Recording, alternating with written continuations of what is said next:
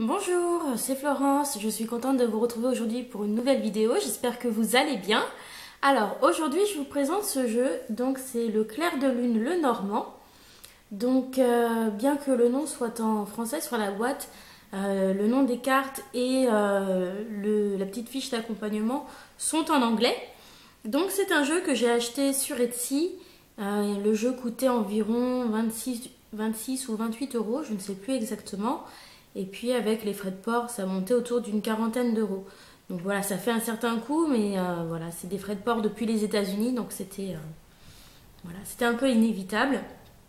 Alors, donc je vous présente ce jeu donc, qui est déjà sorti il y a quelques temps.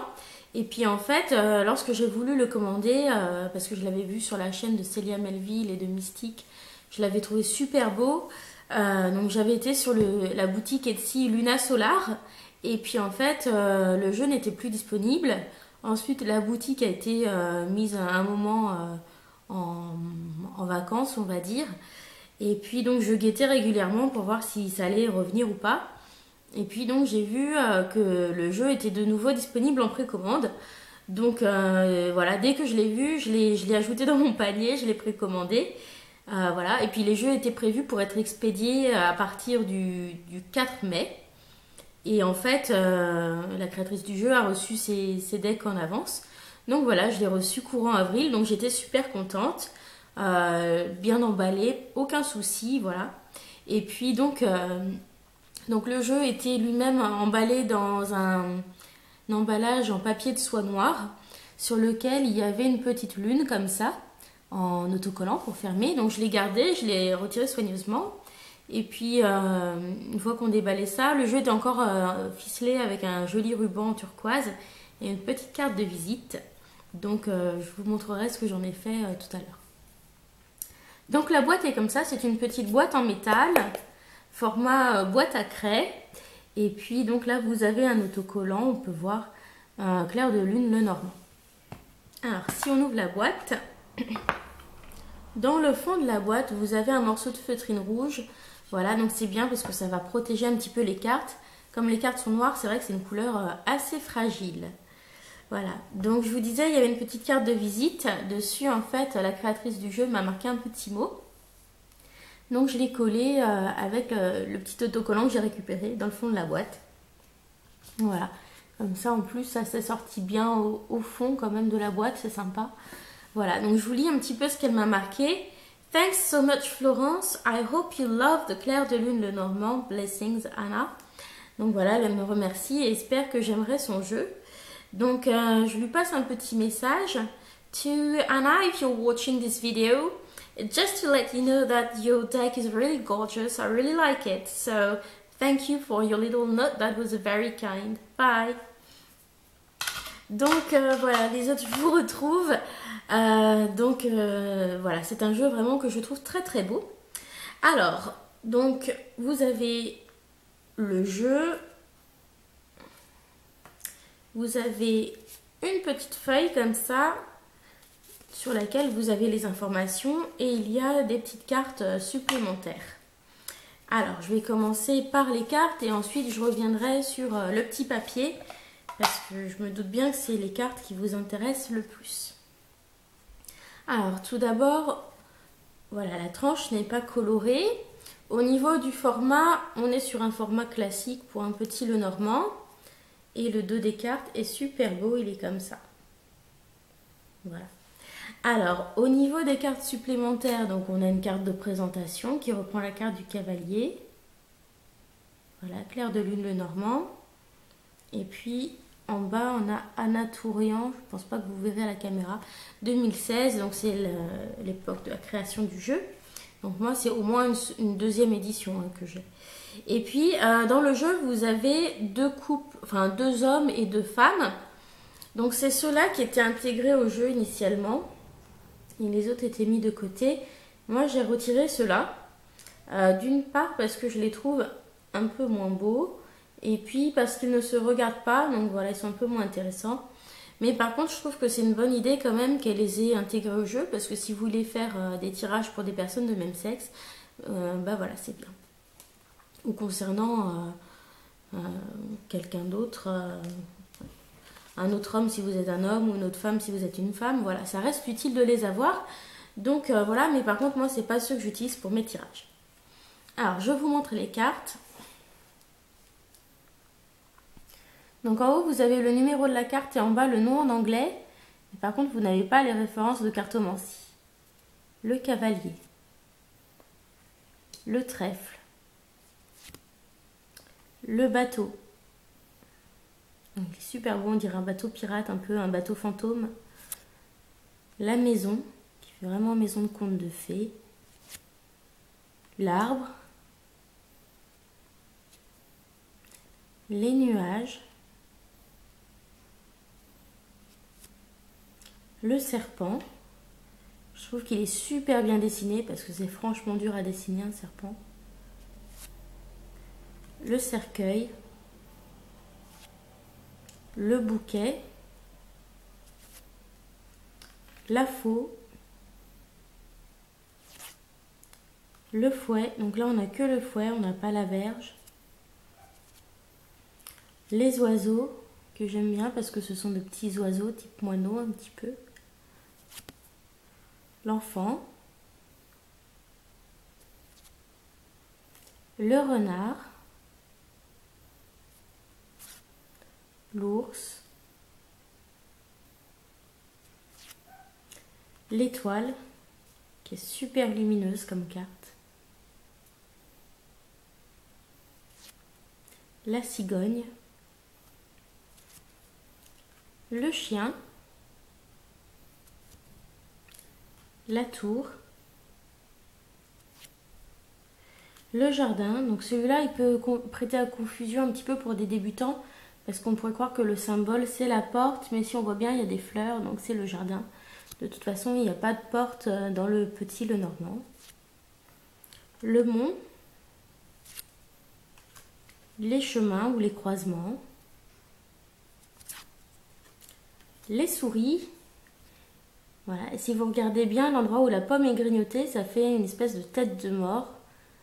Donc voilà, ça fait un petit peu conte de fées aussi avec la pomme empoisonnée de Blanche-Neige. Et puis ça donne un petit peu le côté voilà, négatif de cette carte. Le cœur.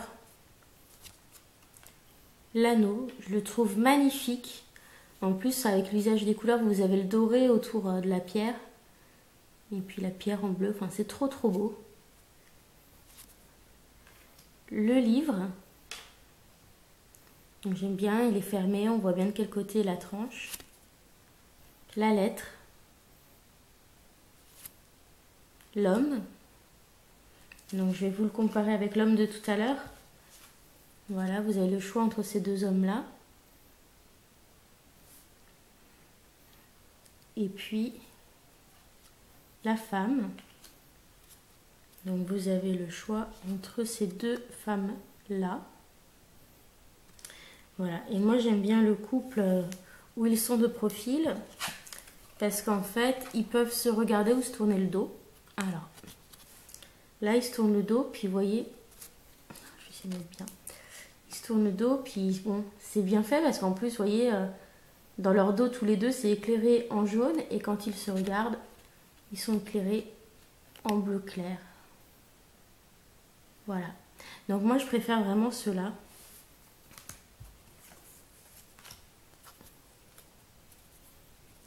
Le lys. Le soleil. La lune qui est magnifique. Donc c'est le fameux clair de lune. La clé. Les poissons, je les trouve super beaux aussi. L'encre.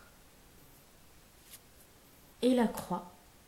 La croix, j'aime beaucoup aussi cette perspective en plongée. Je trouve que ça donne beaucoup de profondeur à la carte. Voilà. Donc le jeu, je le trouve vraiment magnifique. Je trouve les illustrations vraiment très belles. Et puis bien qu'on ait un fond qui soit noir, le résultat est vraiment très lumineux lorsqu'on fait un tirage. Donc c'est vraiment très joli. En plus, si vous avez vu mes anciennes vidéos, Vous voyez que j'ai une nappe, enfin un chemin de table noir, donc dessus ça fait vraiment très très beau, très élégant. Donc c'est un jeu qui me plaît vraiment beaucoup, je regrette pas du tout de l'avoir acheté. Au niveau du carton, l'épaisseur est pas mal. Les cartes glissent super bien. Donc vraiment pas déçue. La seule chose, c'est quand j'ai ouvert le jeu la première fois, on aurait dit que les cartes avaient été talquées. Elles avaient un toucher un petit peu bizarre. Et puis des fois, j'ai un petit film poussiéreux sur certaines cartes. Donc voilà, mais maintenant, j'ai plus trop cet effet-là. Donc voilà, c'est passé. Maintenant, elles sont agréables à manipuler.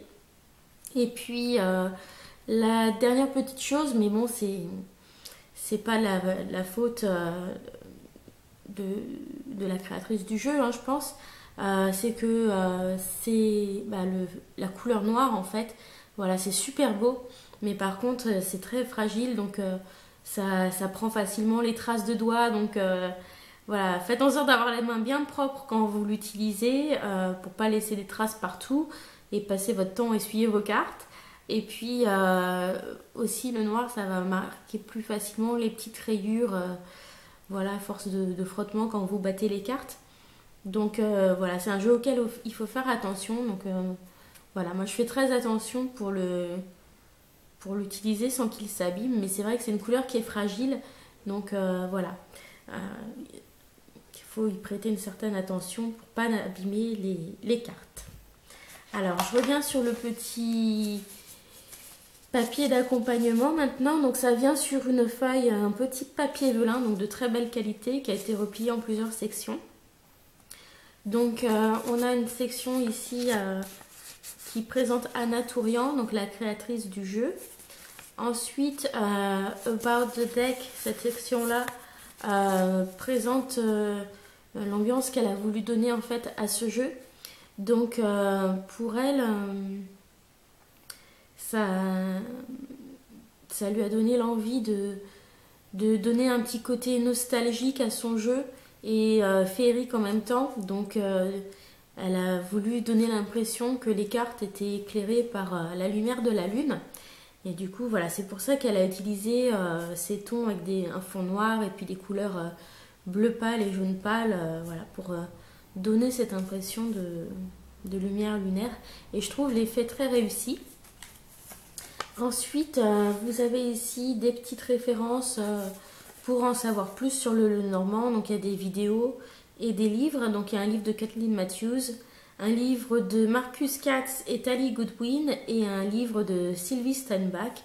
Donc les titres sont en anglais, donc je pense pas que ça vous intéresse plus que ça. Et ensuite il y a une introduction sur le normand. Donc c'est plutôt une sorte de comparatif par rapport au tarot pour montrer les différences qu'il y a avec un jeu de tarot, parce qu'apparemment elle est quand même plus familière avec le tarot. Et donc voilà, elle explique bien que c'est un jeu de 36 cartes dans lequel les cartes se lisent en association et pas seules. Et puis qu'on ne prête pas attention aux cartes renversées, on les lit que droite, dans le sens normal. Voilà. Donc après, elle donne quelques exemples. Par exemple, la carte de la maison peut faire référence à la famille ou aux problématiques familiales, des choses comme ça. Donc elle introduit un petit peu l'idée des significateurs. Et puis ensuite, voilà, elle dit qu'au niveau des tirages, on peut faire soit un tirage de cartes pour s'entraîner, pour les combinaisons en fait, ou alors on peut s'exercer à faire le grand tableau, donc qui permet d'avoir une lecture plus approfondie du Lenormand. Voilà, mais voilà, elle n'explique pas du tout comment faire un grand tableau ou tout ça. C'est pour ça, je pense qu'elle donne des références d'autres ouvrages. Donc voilà, si vous êtes débutant, n'espérez pas vous servir de ça pour savoir comment on lit un petit Lenormand. Voilà, c'est pas suffisant, mais par contre, le jeu est vraiment très très beau. Et puis là, donc vous avez donc sur cette page des miniatures des cartes qui sont vraiment toutes petites avec des mots-clés. Donc tout est en anglais. Donc par exemple, la première, Rider. News, messages, something new, entering the Clarence life, short-term visitor. Donc c'est le cavalier. Des nouvelles, des messages, quelque chose de nouveau entrant dans la vie du consultant ou un visiteur qui va arriver prochainement. Donc voilà, les petits mots-clés sont pas trop mal. Par contre, voilà, l'explication, on va dire, n'est pas suffisante pour quelqu'un qui ne connaîtrait pas le système du petit Lenormand. Mais bon, ça reste un très très beau jeu. Donc voilà, si vous êtes débutant, celui-ci donc n'a pas les références de cartomancie, mais en même temps, enfin, quand on est débutant, ça fait un peu beaucoup, je pense, d'intégrer la cartomancie avec. Moi, pour l'instant, je ne l'utilise pas, j'utilise que les symboles sur les cartes. Donc, voilà, je pense pas que ce soit gênant. Après, voilà, simplement, les noms sont en anglais, mais je pense pas non plus que ce soit un problème parce que les symboles sont quand même bien reconnaissables. Et puis, il n'y a pas de choses dans les arrière-plans qui viennent trop distraire. Donc voilà, je pense pas qu'il y a de soucis particuliers. La seule chose, c'est que pour savoir comment utiliser un Lenormand, si vous êtes débutant, il faudra chercher ailleurs comment faire. Voilà. Donc j'espère que cette vidéo vous a plu. En tout cas, moi, c'est un jeu que j'adore. Je le trouve vraiment magnifique, donc j'hésite pas du tout. Voilà, je regrette pas du tout de l'avoir acheté. Et puis la prochaine fois, du coup, je vous présenterai un jeu de Dorine Virtue, donc c'est Réponse Angélique. Voilà, donc j'espère que ça va bien. Et puis je vous fais plein de gros bisous. Voilà. Et puis je vous retrouve la prochaine fois. Donc la prochaine fois, je pense que je ferai mes vidéos un petit peu à la suite. Parce que je vais encadrer un voyage à l'étranger. Donc du coup, je serai un peu prise. Je n'aurai pas trop le temps de préparer mes vidéos. Voilà, je vous souhaite une bonne journée. Bye bye.